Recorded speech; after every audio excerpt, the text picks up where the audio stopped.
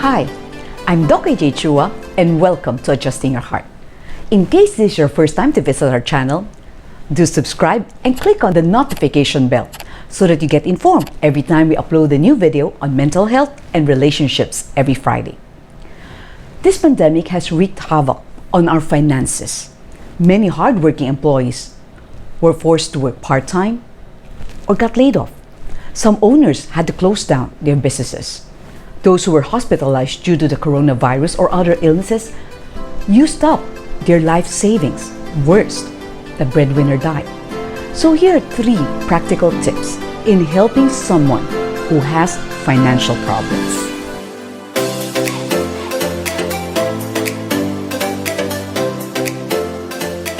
My first tip is to find out if that person's financial problems is legit. As I've mentioned in my intro, this pandemic has detrimentally affected our finances. Yet, there are those who have acquired debts due to gambling, poor budgeting, or extravagant lifestyle. Hence, it's imperative to check if their story is legit or true. I realized this the hard way after being conned several times. I realized there are scammers who prey on kind-hearted people. I've grown wiser so as not to be fooled again by the same person or the same modus operandi. If, like me, you have been scammed before, let's not become too discouraged to help those who are truly in need. Allow me to share one incident that happened to me several years ago. While I was still working at UECP, the guard suddenly asked me to go down because someone needs a counselor. The guard was very alert. He won't allow strangers to go up. So I went down, and a distraught father in his 30s narrated the woeful tale of how his wife became insane upon learning that their daughter was on the verge of death. Of course, it was obvious he needed money for the hospital bills. Since I didn't know him, I wanted to check if his story is true or not. If true, I'll help directly by paying the hospital cashier. That way, the money won't be used for other needs. I told him that I'll visit his daughter that afternoon with a Filipino pastor. So, that same afternoon, we traveled from Binondo to Philippine Children's Medical Hospital, the one near Diliman, Quezon City. But we couldn't find the patient. So we even asked the registrar maybe the patient has moved or transferred to another room. But the name he gave us was bogus.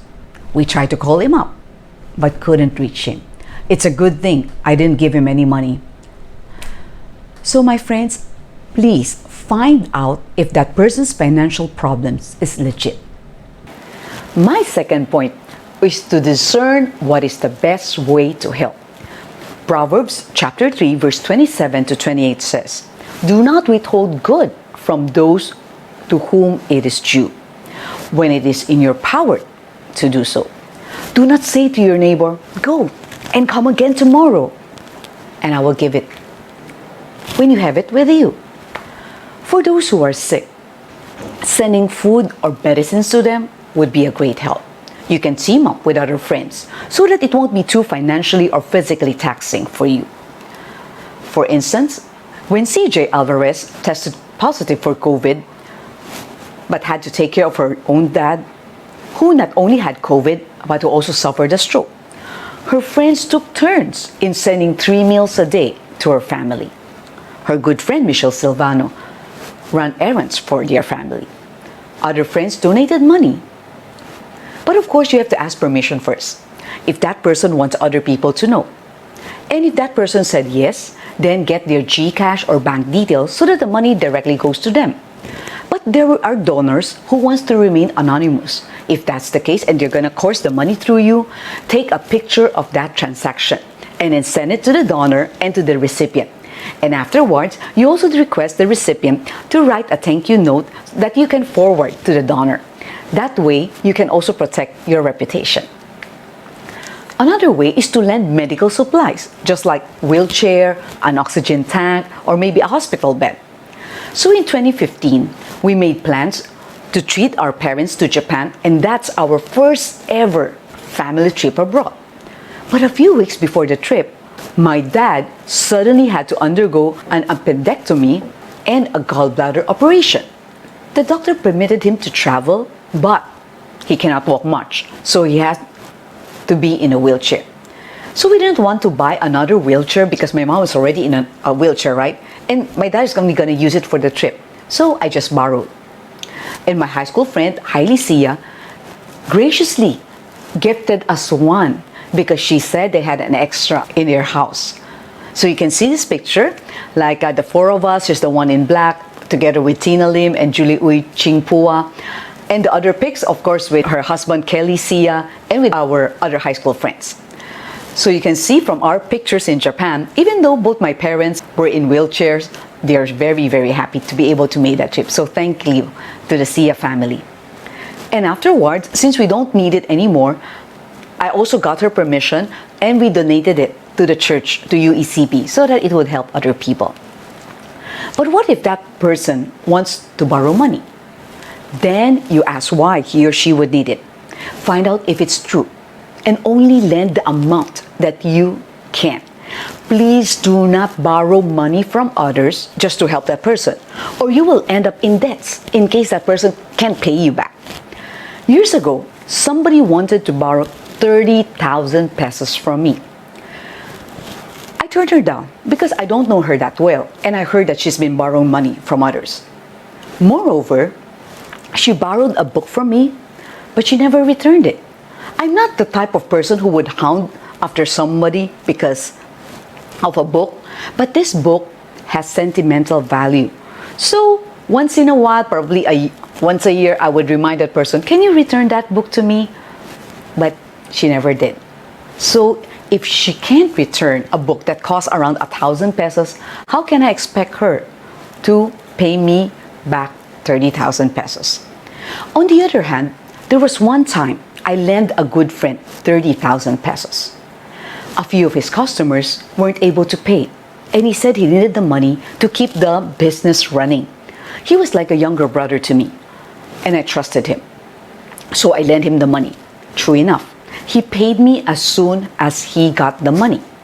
Since I'm not rich, that was the last time I lent someone that much money. If the need is valid, I usually just give a small amount to help that person and tell that person that he or she doesn't need to pay me back, and they can just pay it forward and help other people in the future. So you can also help by supporting deserving students through scholarships or giving them allowance. Or you can encourage that student to apply for scholarships in schools, associations, or big corporations. Hans and I support 2 street kids from Visions of Hope. So you can also course through that. Like this t-shirt that I'm wearing, it says, every child needs a child champion. So I hope that you would also be a child champion and would support kids who really deserve it. And we'll put the number of Zerah Mae below, and you can contact her directly.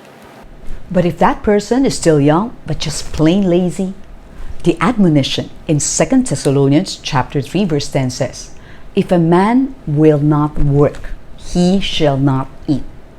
So, in cases like that, don't only give him a fish. Teach him how to fish. Challenge that person to look for a job or online jobs. Upgrade his skills. That's what Pastor Ezekiel Nieto and Jaylene Malto did. 4 years ago, they fed and tutored the children of low-income communities.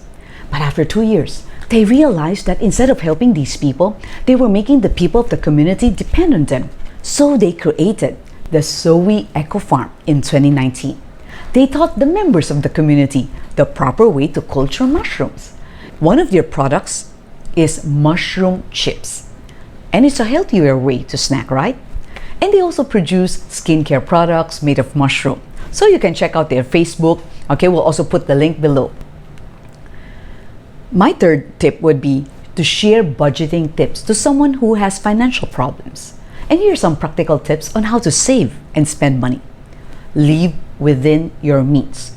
So based on your income, allot how much you would spend on food, rent, water, electricity, etc. Learn to live simply so as to cut down cost. Only buy essential things like food.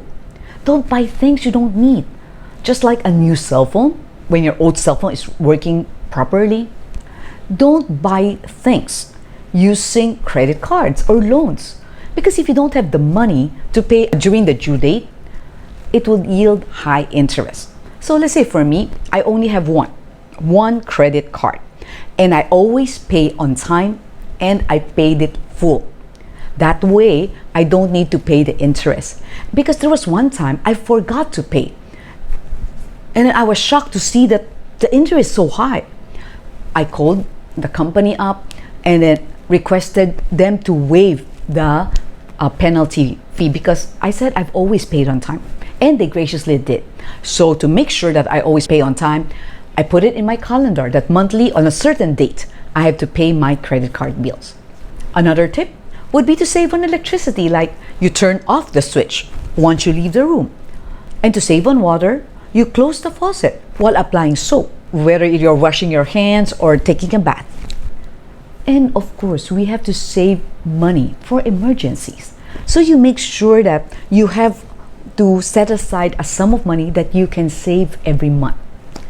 And if you want to know more on how to have a debt-free lifestyle, avail of Dr. Andrew Lewson's book for free. The only requirement is that you promise to read that book within 5 months. And you can also request copies for your friends. Just contact Miss Mel. I'll put her number below. Just indicate your number, your name, how many copies you need, and also the names of your friends. Of course, you have to pay for the courier. So my friends, the 3 tips on how to help someone with financial needs. Number 1 is to find out if that person's financial problems is legit. Number 2, discern what is the best way to help. Number 3, share budgeting tips. And if you're blessed by this video, please subscribe, like it, and share it to your friends. And for some of my friends who did that, who are watching and they shared it, would be Beth Chua, Jackie Tanyao D, Ivana Mendigorin, Nelly Angsi, Suzanne and Shailene Buenafe. Thank you. Our topic next week would be how to help someone who is depressed. So stay safe, everyone.